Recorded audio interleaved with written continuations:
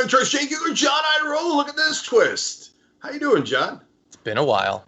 It has. Yeah. Since I guess I'm like an emotional lib, I'll say I kind of missed you, brother. I've missed you, and the whole thing that we all do, it feels like a year ago at least. I know. My run for Congress feels like it was 2 years ago. It was 6 weeks ago. Was it? It was 6 weeks ago. That's the most unbelievable thing you've ever heard, right? Yeah, I feel like this quarantine has stretched for most of my life. Isn't it crazy to think that like the whole Iran thing was this year? It was a couple months ago. Feels like forever ago. Oh yeah, we killed General Soleimani in 2009, right? Yeah. So crazy. It is. All right, it's Trump era, let alone coronavirus. Time both speeds up and slows down at the same time. So we're all learning more about quantum physics. All right. So John and I, of course, have a huge show ahead for you guys, and I'll do the usual here. One is checking on the thermometer, except we're not going to go to the thermometer. So we're doing the fundraising, and I was hit this morning with a lot of complicated math. Here's what I'm boiling it down to. It would be fantastic to get the last 20,000 before April is up, and April is up on Thursday. So I don't know that that's doable, but we're going to give it a try because every one of these dollars makes a big, big difference on keeping Young Turks sustainable and having us press on. So tyt.com/go. We can get 20,000 from now till basically the end of the week. That would be amazing. Thank you guys to everyone who's participating. I did a donor wall here. I think that video is already available to members only, and we'll put portions of it during the breaks because I love my new donor wall here in my so-called studio. All right, anyway. And then shirts, there's a good question as to whether there's a discount today or not, whether these shirts are going to run out. This one's the best-selling one. Let me show you what it is. It's very simple. It's just this. If you can read this, you're practicing social distancing. ShopTYT.com. Okay? I've got one as well, Cenk. Uh-huh. TYT'd. Oh, I got that too. Not bad. It's not bad. Yeah, me and the kids, actually just pro in this case, we spent some part of the weekend putting my shirts in priority orders. So that's a fun conversation. Maybe we'll have it in the post game, tyt.com/join, to get more personal stories as well as extra stories before anyone else does. And speaking of membership, last thing, old school tomorrow night, it's going to be me, Ben, and Vic, the mad ranter, the guy. What? Yes, Di Benedetto, that was yelling, screaming, spitting, and making a lot of sense in his rant out of New York in his car that a lot of you saw. He's going to be on Old School. Sounds like you. I know, right? And that separates him from me. How? Anyways, all right, big show ahead for you guys. John, take it away. Okay, let's start off with what passes for fun these days. Donald Trump spent most of the weekend stewing in impotent rage, and while he had mean things to say to many of his most common targets, he seemed most angry at one of his closest allies, Fox News. And we think we might know one reason why. But before we tell you that, let's show you what he had to say about Fox. He tweeted, "Fox News just doesn't get what's happening. They are being fed Democrat talking points, and they play them without hesitation or research." He's a big one for research, Donald Trump. They forgot that fake news, CNN, and MSDNC wouldn't let Fox News participate even a little bit in the poor ratings Democrat debates. No respect for the people running Fox News. Fox keeps unplugging to try and become politically correct. The people, yeah, that's what they're doing. The people who are watching Fox News in record numbers, thank you, President Trump, are angry. They want an alternative now. So do I. So he managed to thank himself in there for how well Fox is doing, even though Fox is awful in all the ways that would lead Trump fans to not like them, but apparently they still like it. It's a little bit confused. But Cenk, this is something that he commonly returns to. If he sees one thing he doesn't like on Fox, he starts threatening to bolt and take his cult with him. Yeah, so we're going to get to what might have triggered him here. And I always love all the projection that the right wing does. It never gets tired. Oh yeah, you liberals love to get triggered. You have a president who gets triggered at the drop of a hat at everything, right? There was one segment, or one, in this case, one potential commercial on Fox News that he didn't like. Oh, I'm triggered. And they talk about, oh, he lives rent-free inside your head. Are you kidding me? He lives rent-free inside his own head. So everything bothers him. Fox commercials bother him. Every program bothers him. Everything on TV. If he doesn't get enough credit for ratings, it bothers him. No one has more emotional and mental baggage than Donald Trump. It's not just that tire he's carrying around his waist. It's also baggage up in his head. Okay, and so and look, half of it winds up being helpful to him in terms of these wild attacks against the allies, because it scares the bejesus out of the allies, and conservatives love alpha males, but that means that most of them are cucks, right? And so they love being cucked, and so they will immediately bow their head to an authoritarian figure. So that's why it works so well for Trump half the time. But it has a limit, and once you've reached the limit, and I'm not saying we're at the limit now, certainly with Fox News, but then at that point, you lose your allies, and then after you hear et tu, Brute, 1,000 knives follow. And so once he gets to that point, if he ever goes down, and it's by his own guys like Fox News and Republicans, he won't have one knife in his back. He'll have 1,000, because he has incinerated not just his opponents, but oftentimes his allies. And I don't know if he knows this. Fox News is more important to making Trump than Trump is. The media is everything. So if Fox News was to actually turn on him, rather than light criticism 1 to 2% of the time, he'd be toast. Yeah. I think the most likely outcome is he forgets that he's mad at Fox and they go back to loving each other, and that remains until he's out of politics. But if they are going to eventually turn on him, he would have to do something like truly extreme, something truly indefensible, like allow his lack of concern for the welfare of the American people and his lack of interest or understanding in science to result in 55,000 plus Americans dying, far more than any other country around the world, due to a disease he doesn't understand and won't protect us against. Something that extreme would have to happen. No, so we'll see. No, John, you'd have to add on top of that that he would tell people to take household disinfectants and maybe consume them to cure a virus in a way that would kill a lot of his followers if they actually listened to him. I mean, at that point, Fox News would have less people that are watching them because the president actually accidentally killed off a lot of their base. Then maybe they'd turn on him. But I mean, those outlandish scenarios obviously won't happen. Well, and in that case, he would mostly be finishing off the base, those who hadn't already been exposed to and contracted coronavirus because they regrettably decided to listen to the advice of Sean Hannity, Laura Ingraham, and Tucker Carlson when it came to social distancing. I assume that's the full metaphor. But anyway, we believe that, as you alluded to, that we have some understanding of why he might have been so triggered by something he watched Fox News. So take a look at this ad. This is a Republicans for the Rule of Law ad that he had an issue with. So supposing we hit the body with a tremendous, whether it's ultraviolet or just very powerful light, and I think you said that hasn't been checked, but you're going to test it. And then I said, supposing you brought the light inside the body, which you can do either through the skin or in some other way. And I think you said you're going to test that too. Sounds interesting, right? And then I see the disinfectant, where it knocks it out in a minute, 1 minute. And is there a way we can do something like that by injection inside or almost a cleaning? You can apply light and heat to cure. I'm not a doctor, but I'm like a person that has a good, you know what.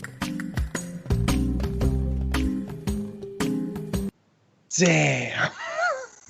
Yeah, but you know, all they did was quote him. That's all they did. And the damage is done because the damage is inside the building. It's Trump himself. That's why briefly they decided, well, let's not have these anymore, because the more people hear from Donald Trump, the less they like him. And the more they're beginning to realize the same thing we all realize inside the White House, which is the guy's a total jackass. You know, but that's an ad from Republicans that are never Trumpers. And it's very effective and it's harsh, but all it does is tell you the number of people who died and what Donald Trump has said, thereby showing you what we always tell you about how ineffective Democrats are definitely true. Democrats can't make ads. They can't make attack ads. I mean, they could sick the mainstream media on progressives and destroy them, you know, through their friends in the media. But when it comes to Republicans, they couldn't make an ad if their life depended on it. So we need never Trump Republicans to get under Trump's skin. And boom, look at how easy it is to get under his skin. Yeah, just quote him and then show the very reasonable, understandable response of a person who has to listen to the insane ramblings that he subjects her to. And all of America was Dr. Birx there. Only in that moment. She's awful 99% of the time outside of that. But I totally got where she was coming from in that reaction. Yeah. Just to be clear, she's not awful 99% of the time. She's probably awful 35% of the time under Trump, which feels like 350%. Sure. But she does do good medical work while she's not covering up for Donald Trump and misstating things to appease his ego. Yes. Yes. So anyway, I hope the fight between Trump and Fox News gets more heated. I hope they part ways. I hope Fox News remembers the second word in their title, news. But the reality is none of that will happen. This is Trump just thrashing about wildly because that's what children do. And he will change his mind 7 times today, let alone the next day. And so it's not a real thing. And Fox News will not go beyond criticizing Donald Trump 5%. Yeah. And just one last note, just for funsies, because Cenk, you're married and I'm married. Yesterday was Melania Trump's 50th birthday. It's an important birthday. And he spent the day either not with her, tweeting and retweeting dozens and dozens of increasingly insane things, or with her, tweeting and retweeting dozens and dozens of increasingly insane things. Imagine if you spent your wife's birthday in the way that Donald Trump did. How would your domestic situation be going right now? Well, it might go with us swatting away each other's hands in public where cameras can see it. Oh, right. That's already happened, too. Well, look, here's the game that Melania Trump and Donald Trump appear to be playing inside the White House, which is social distancing within the building. I'm pretty sure I have sources that tell me that Melania Trump has already bought this shirt. It says, and told Trump, if you can read this, you're not practicing social distancing. It says shoptyt.com. I'm not saying that I know Melania Trump bought it there because of the records that we have. In fact, I'm saying the opposite. But still, you see my... Not sure he could read it anyway. Anyway, do we want to take our first break? Is that one page? Because if it's one page, I can't read it. Too much. Give me some bullet points. You want to go to the first break? Sure. Okay, we'll be back after this. We need to talk about a relatively new show called the Republic, or UNFTR. As a Young Turks fan, you already know that the government, the media, and corporations are constantly peddling lies that serve the interests of the rich and powerful.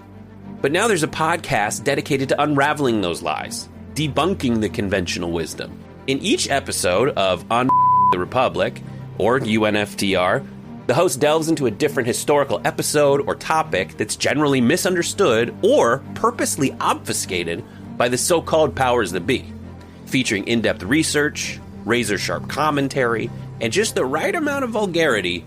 The UNFTR podcast takes a sledgehammer to what you thought you knew about some of the nation's most sacred historical cows. But don't just take my word for it. The New York Times described UNFTR as consistently compelling and educational, aiming to challenge conventional wisdom and upend the historical narratives that were taught in school. For as the great philosopher Yoda once put it, you must unlearn what you have learned. And that's true whether you're in Jedi training or you're uprooting and exposing all the propaganda and disinformation you've been fed over the course of your lifetime. So search for UNFDR in your podcast app today and get ready to get informed, angered, and entertained all at the same time.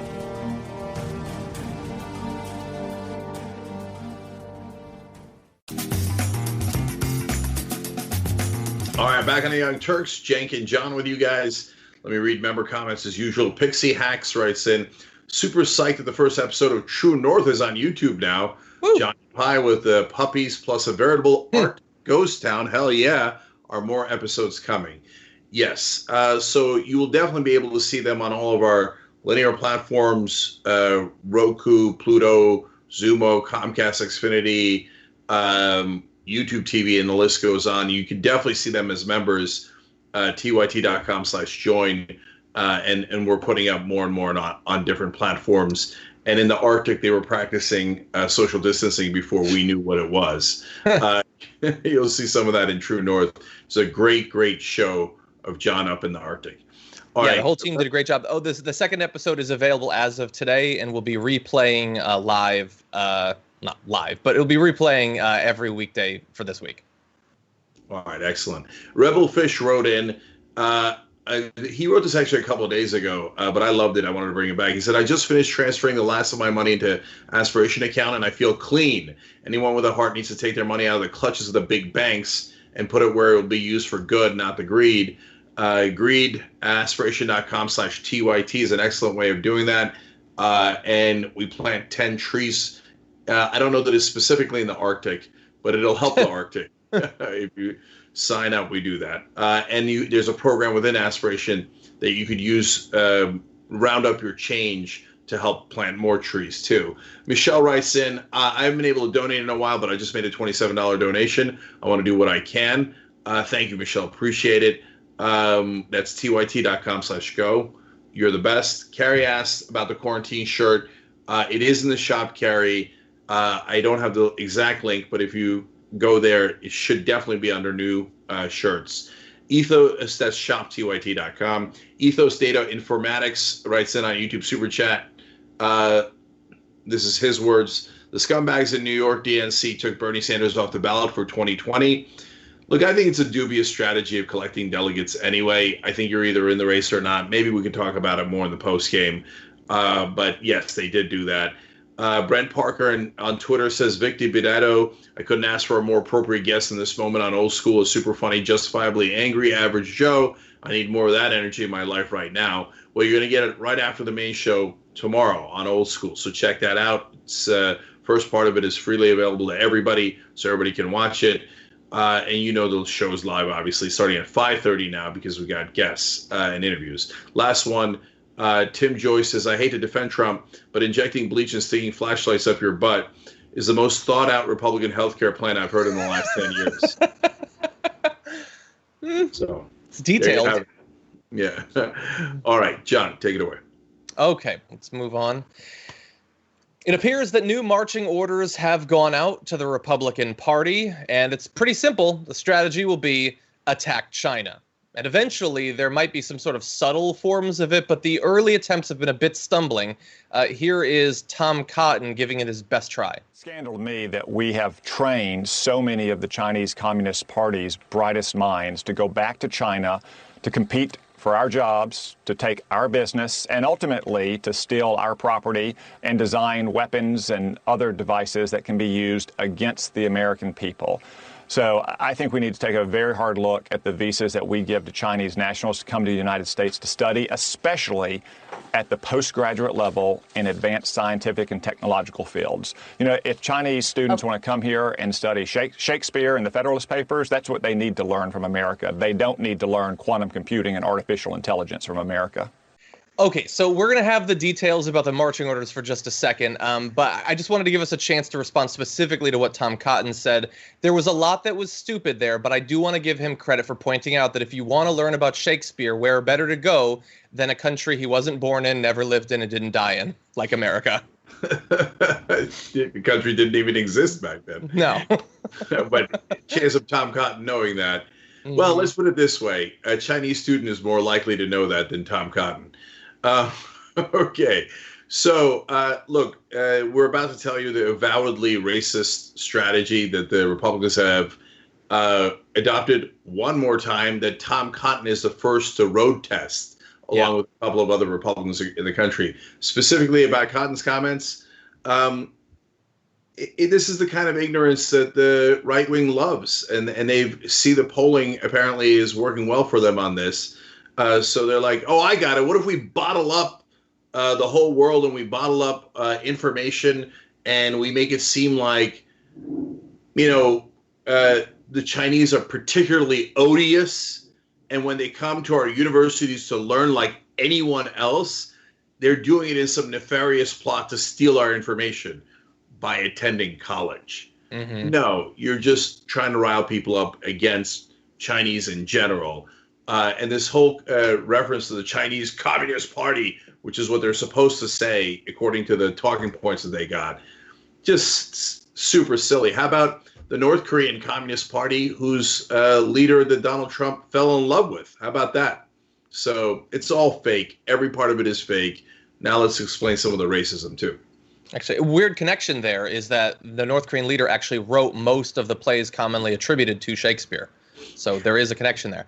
But anyway, here's basically what we know about the strategy. So it stresses three main lines of assault.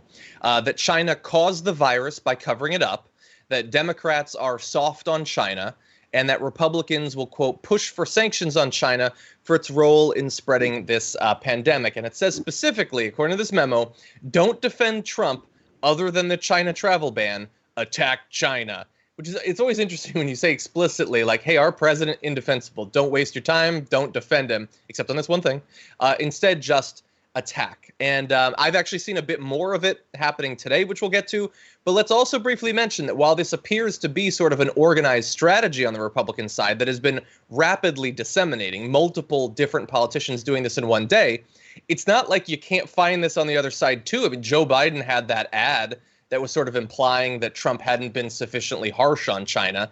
So this sort of xenophobia or trying to make a convenient target to sort of distract people, that's not just going to be Tom Cotton and Donald Trump. Yeah, we've got other examples in a second. But look, the Republican Party ran on what's called the Southern Strategy for decades. That is, after Lyndon Johnson got the Democrats to pass the Civil Rights Act and the Voting Rights Act, the Republicans sensed an opportunity to get racist votes in the South. This is literal. The head of the Republican Party, two different heads of it at two different times, has apologized for running this avowedly racist strategy for decades. So they jumped in and said, oh, these Democrats are the ones trying to give black people rights and freedoms. We're against that. So, hey, racists, come vote for us. That's why they captured the South. Now, which used to be Dixiecrats, which used to be Democrats, now the Republicans took on the mantle of racism. And then they've done it to target other groups at different times. 2004 election, they did anti-gay ballot measures all across the country to rile up hatred against gay people so that people would go out and vote for George W. Bush's reelection, which sorely needed the help because of the disaster of his first term. Mm-hmm. So here they go back to the well. Now we're not doing it to black people, except our general stance against them in every policy we have, and we're not running a particular political strategy against gay people in this election. We've got a new boogeyman, the Chinese. Okay, mm-hmm. Chinese, they're the problem. Later in the memo, they explain, now, look, you'll be charged with racism. You know why they say that? Because they know it's a racist policy. Mm-hmm. That's why. John, have I ever sent you a memo saying, hey, we're going to do this story that is against this particular ethnic group, and afterwards we'll be charged with racism. So mm-hmm. Here's your fake talking points on how to combat that. Not the Chinese specifically. There's a few instances. No, you've never sent me a talking point ever. So it's obvious they know it's racist. And they put out a couple of talking points you're supposed to say about their obviously racist strategy, mm-hmm. which is, no, we're saying the Chinese, and obviously you'll attack Chinese and other Asian people in America, but we'll say we meant the Chinese Communist Party, of course, the no-good Chinese Communist Party, which, by the way, just gave more trademarks to Ivanka Trump, which we really appreciate, and that's why we made some deals with them on the side. But otherwise, we're so against. Exactly. Yeah. And let's also bear in mind that This seems to be sort of advice going out to politicians now, and we can expect that as soon as they roll it out, you're going to have hosts on Fox that are going to be doubling down on it.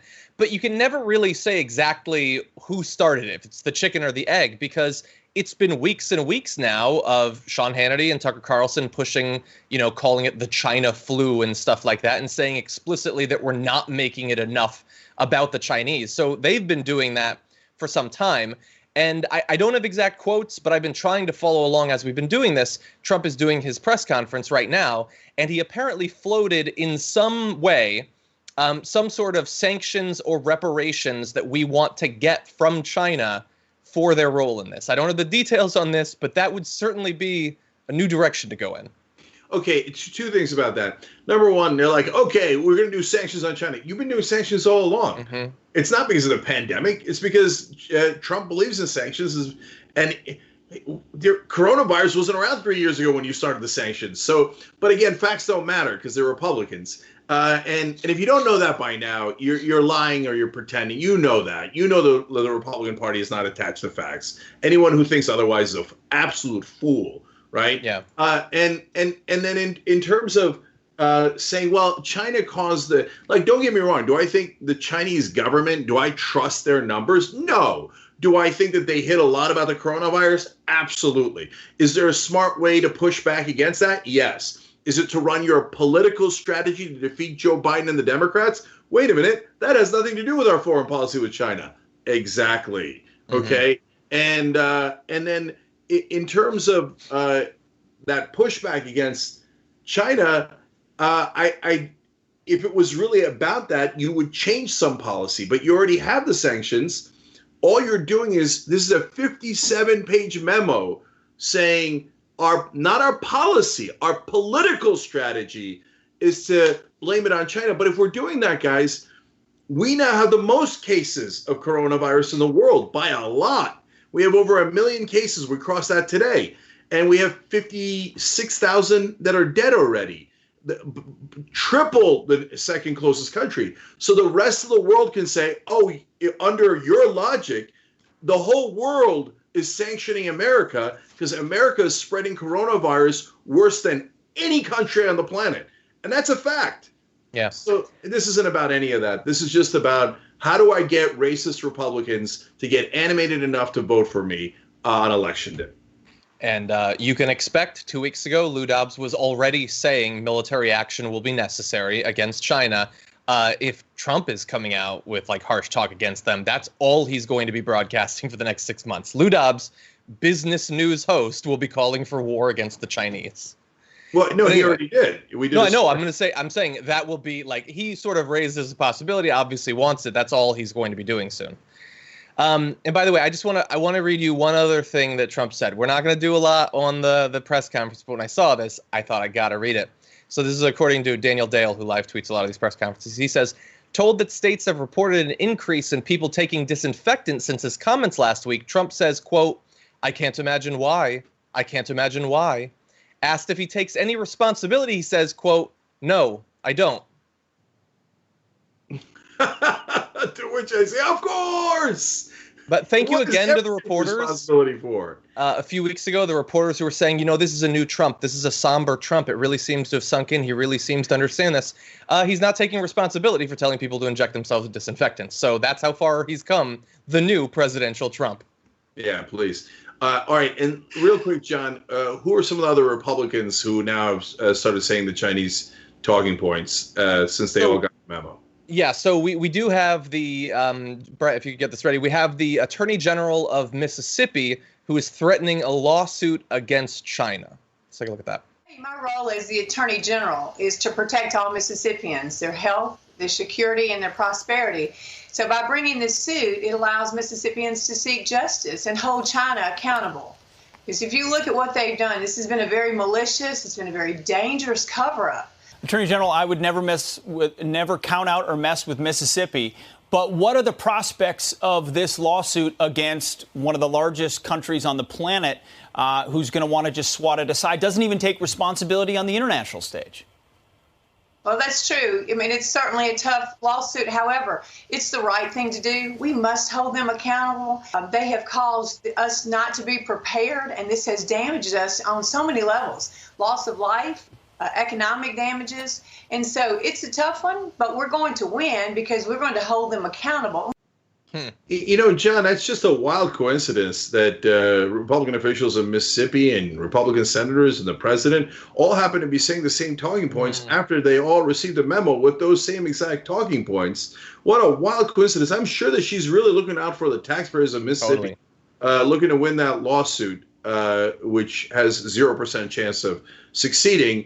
But it does have a good chance of getting people riled up against Asians in this country. Yeah, and it has like a 1% chance of ever being filed or even talked about again. That's probably the last you'll hear of it. And man, if Pete Hegseth, if he gets incensed by people not taking responsibility, he's going to love Trump's comments about the disinfectants and how he has nothing to do with that. Yeah, and they're like, her main basis for the lawsuit was, well, they prevented us from getting prepared. Well, under that basis, you should definitely sue Donald Trump. He prevented us from being prepared literally more than any person on the planet. He was the commander-in-chief, refused to get more tests, masks, protective equipment, and ventilators, and waited for 2 months before taking any action. He's 1,000 times more responsible than the Chinese, but you losers in the Republican Party can't ever take personal responsibility, so instead you choose to deflect through racism as usual. Yeah. Okay, why don't we switch things up, move on to another topic. So we've known for some time that people's stimulus checks were going to be delayed because not Donald Trump, he doesn't have anything to do with it, but somebody wanted to put his signature on it, delaying them from being sent out. Well, you might have known at the time that if you had direct deposit, obviously you're not going to have a physical check, and so you can't get a signature, right? No, wrong. He's got something for that too. Let's bring up this first graphic. You're going to see a letter that has been going out to tons of Americans. We had multiple people at TYT posting this in our company Slack earlier today. So even if you didn't get the physical check, you did get a physical letter. And as you might have noticed at the bottom, that like screen grab from a Richter scale, that's Donald Trump's signature, which means that the guy that had nothing to do with it when reporters asked, he didn't have it. It wasn't his idea. He didn't want to delay it. He did find time to write wholly unnecessary but expensive letters to send out to literally millions or tens of millions of Americans. And he did find the taxpayer money to send that out with. So you and I just paid for that letter. That's really a campaign letter for Donald Trump. Yeah. Reminding people that he's president. We kind of knew that already. And I wonder if he's also going to be sending out a letter about his incompetence over the last 3 months and how he didn't order any tests or protective equipment. I wonder if that letter's coming next, because he was also president during that action, but perhaps not. And by the way, I hope he didn't use the post office for this, because I know he's very against the post office. Yeah. So I wouldn't want him sending it. I mean, the letters will never get here, right? According to Trump. We were going to help the post office, but we spent all the money on my letters. So look, so he wants credit for this. Obviously, he denied knowledge of it, but that was obviously BS. It was definitely his idea. He's been pushing it through in everywhere that he can, even if it means that the checks are delayed. And for many people, they have been very, very much delayed. People who desperately need that help have needed it for some time, and definitely with rent coming up in the next few days, will need it again. So now the response, which comes in at least two very different forms. So the first from the Democrats, we have Chuck Schumer, who he's got a piece of legislation to try to stop what we just showed you. So the No PR Act puts an end to the president's exploitation of taxpayer money, there's a quote from Senator Chuck Schumer, for promotional material that only benefits his reelection campaign. Delaying the release of stimulus checks so his signature could be added is a waste of time and money. Now, I know that many people greeted the announcement of this bill as a waste of time and money. If this is going to be your only response, I find that to be incredibly frustrating, because we've been advocating as hard as we can for far more effort to be put into actually helping out the people who are suffering most during this pandemic.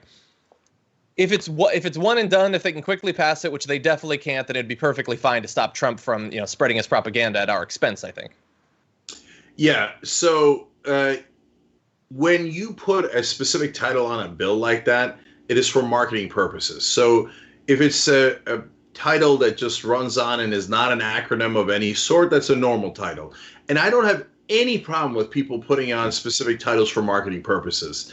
Like Bernie Sanders, for example, with Ro Khanna, had an acronym that spelled out something like Stop Bezos Act to get higher wages for Amazon workers. And it totally worked. Nothing wrong with it. But you can't claim that it's the No PR Act when you're doing PR in the title. Yeah. It's not the No Irony Act, Cenk. So that's what Chuck Schumer's doing today. Others in the Democratic Party are worried a little bit less with the annoying propaganda being added to the stimulus checks and more with the fact that those checks weren't enough by themselves, and it's been literally weeks since that legislation was passed, and there doesn't really seem to be anything following it up to help out the people who were justifiably in a horrible economic situation because so many millions of Americans have lost their jobs during this issue. Well, now we've got another rent day coming up, and there's been no additional aid going out. Doesn't seem possible that it could by the time so many Americans have to pay their rent.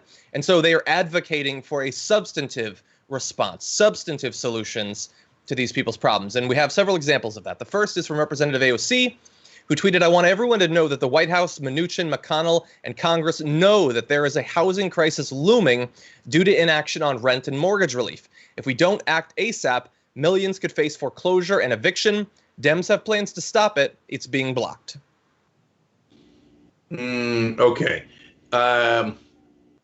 I don't really believe Democratic leadership. I believe AOC and the progressives, and I think that they are.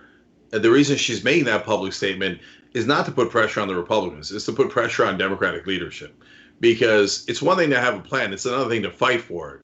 I believe that when I see it. But we've got more from progressives. Exactly. And so, it's not just politicians that are trying to rally people to respond to the crushing economic burden that continuing to pay rent when you've lost all of your savings and you don't have a job. So we have an organization working in New York, at least 400 families who live in buildings, each containing over 1,500 rent units, are coordinating building-wide rent strikes, according to the campaign coordinator for Housing Justice for All, a New York-based coalition of tenants and housing activists.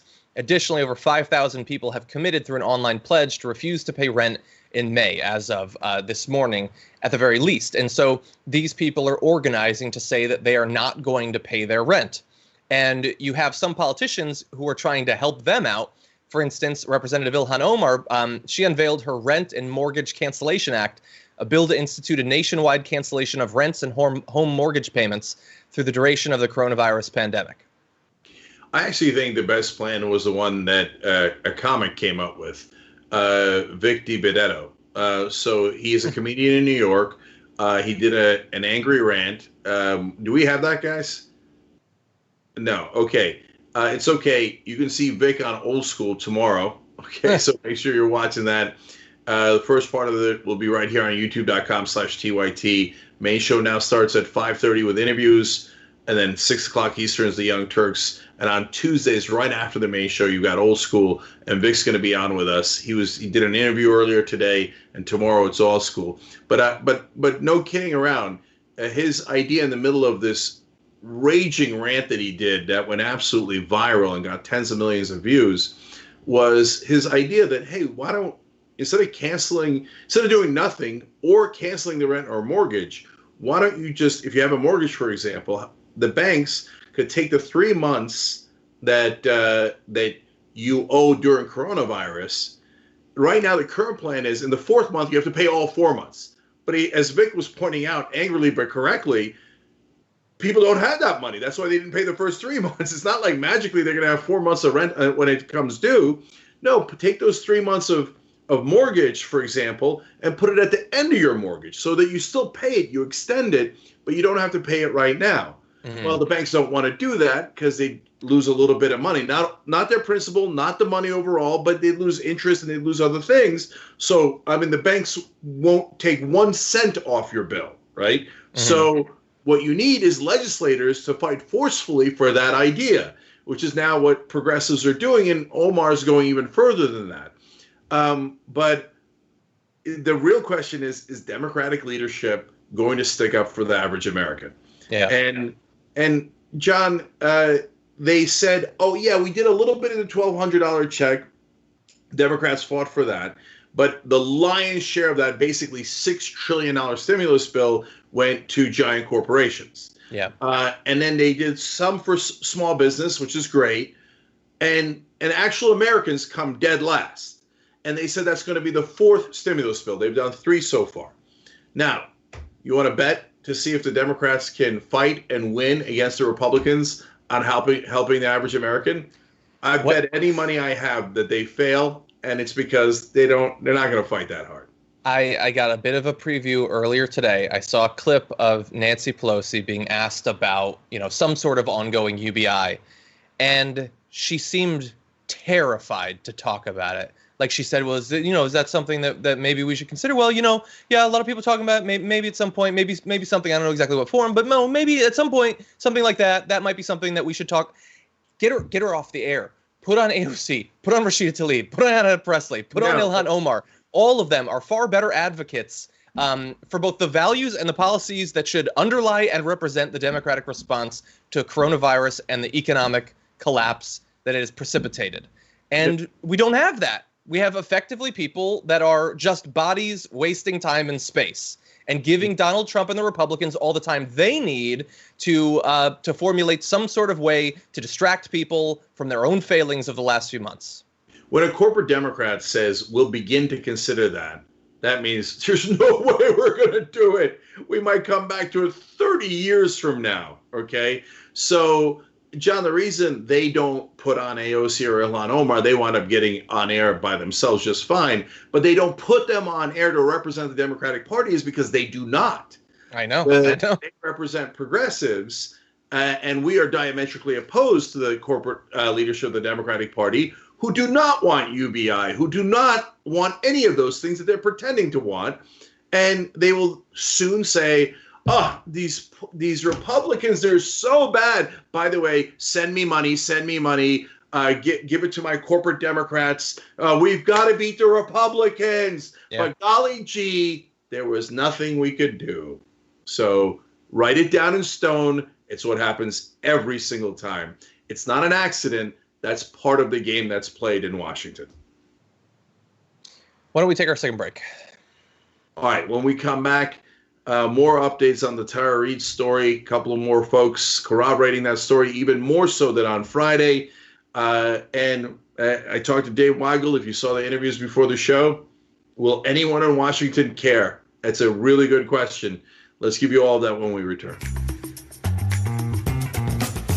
At TYT, we frequently talk about all the ways that big tech companies are taking control of our online lives, constantly monitoring us and storing and selling our data. But that doesn't mean we have to let them. It's possible to stay anonymous online and hide your data from the prying eyes of big tech. And one of the best ways is with ExpressVPN. ExpressVPN hides your IP address, making your activity more difficult to trace and sell to advertisers. ExpressVPN also encrypts 100% of your network data to protect you from eavesdroppers and cyber criminals. And it's also easy to install. A single mouse click protects all your devices. But listen, guys, this is important. ExpressVPN is rated #1 by CNET and Wired magazine. So take back control of your life online and secure your data with a top VPN solution available, ExpressVPN. And if you go to expressvpn.com/TYT, you can get 3 extra months for free with this exclusive link just for TYT fans. That's expressvpn.com/TYT. Check it out today.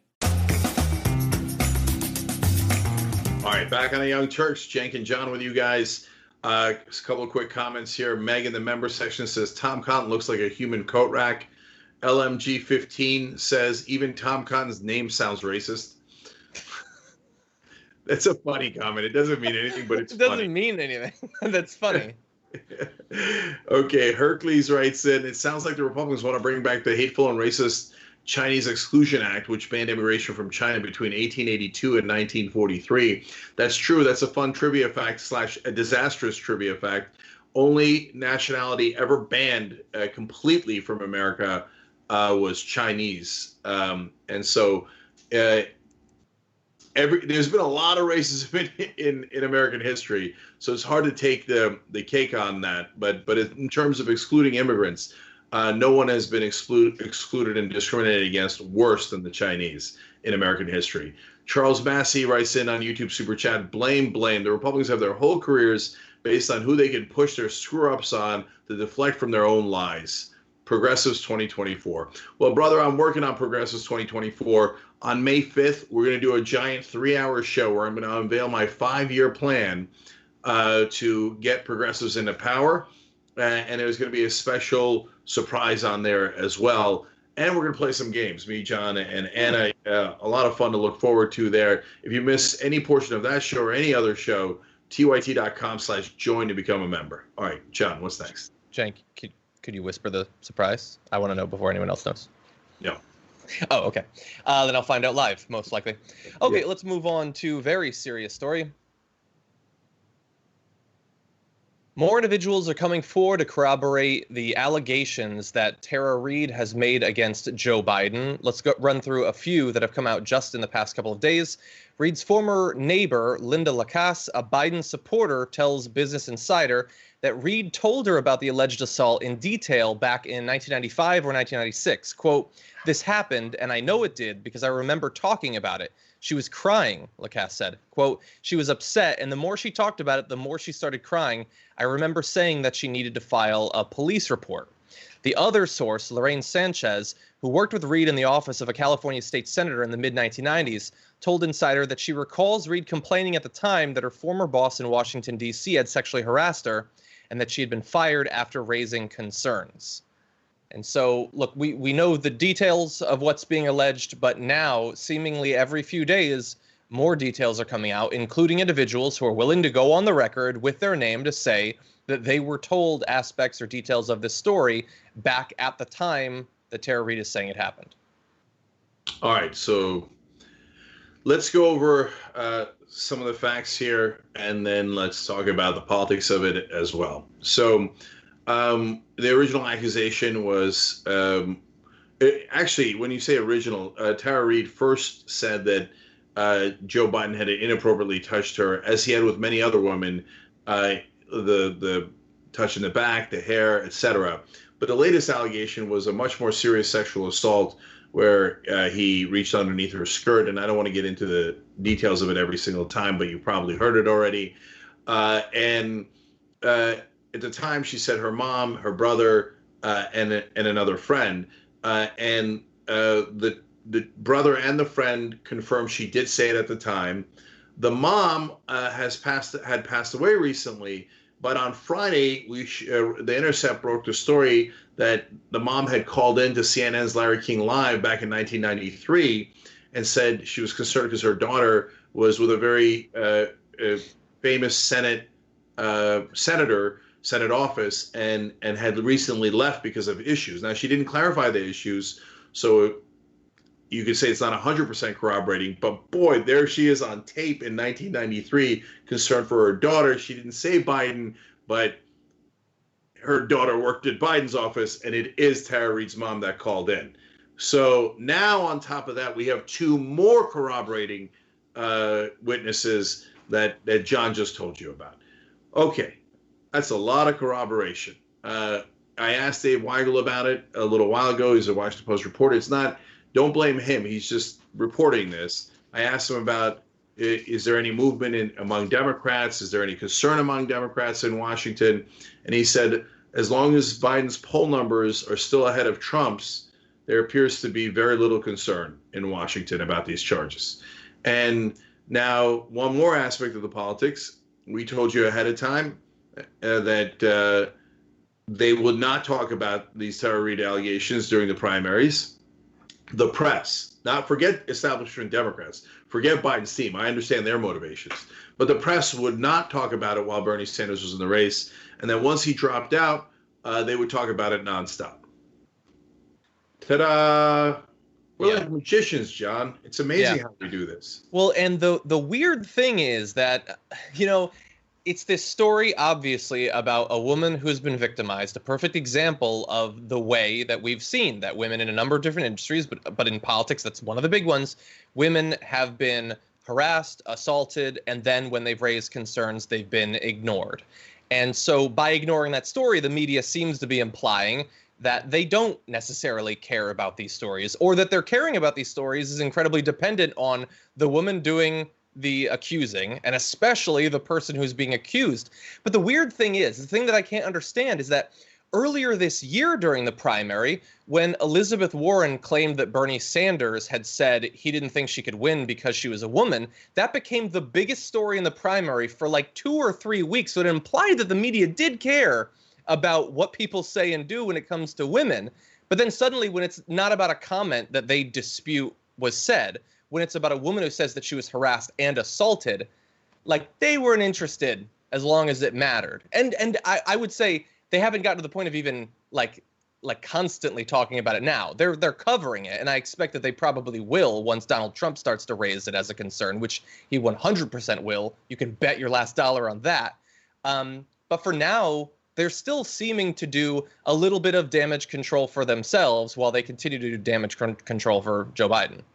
Yeah, and look, this is what we talked about when this first story broke too, and some of the members of the press have said, well, the Republican Party is already covering it and putting pressure on for us to cover it, so we're not going to cover it. And we told you, of course, that's exactly what they'll do, because to them, progressives are invisible. We're dirt. So if Tara Reid brings it up when there's still a progressive in the primary, they say no. Tara Reid was thinking voting for Marianne Williamson, Elizabeth Warren, and eventually when they were both out Bernie Sanders, that means she's a progressive. So she's dirt. She's invisible. We're not going to cover her. Oh, the Republicans want to talk about her. Well, they're real people. So now in the general election, New York Times has covered it. Business Insider has covered it. Now, begrudgingly, the New York Times changed their story once the Biden campaign complained, changed it to be even more pro-Biden. It was already pretty pro-Biden to begin with. They had all of these huge caveat after caveat, which I don't remember in the Kavanaugh story. I don't remember in any story about any progressive ever, etc. Now, people say, well, you know, guys, I don't know if you know this, Trump is worse. Yeah, you knuckleheads. We know that. We also covered those stories because apparently, unlike anyone else in the media, we're honest. When Trump does it, it is horrific, and he did it 12 more times than Biden did. But when Biden does it, just because Trump is worse, it doesn't mean Biden didn't do it. Now, again, I'm not saying definitively that Biden did. I'm just giving you the evidence. Right now, it doesn't look good. But this is a 100% certainty, and I don't care how much it bothers the establishment. The way they are treating this story is completely different than the way they have treated other stories in the press. And to dismiss Tara Reid as they have, it's cruel, it's completely hypocritical, and it shows what frauds they are. Agreed. Yeah. Okay. I mean, frustrating. Very frustrating. Yeah. All right, guys. So we have so much more in the postgame for you guys, including Donald Trump's mental decline. Yes, it's possible for several candidates to have it, and for one of them to have it even worse.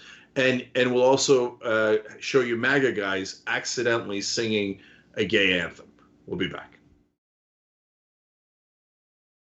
Thanks for listening to the full episode of the Young Turks. Support our work, listen ad-free, access members-only bonus content, and more by subscribing to Apple Podcasts at apple.co/TYT. I'm your host, Cenk Uygur, and I'll see you soon.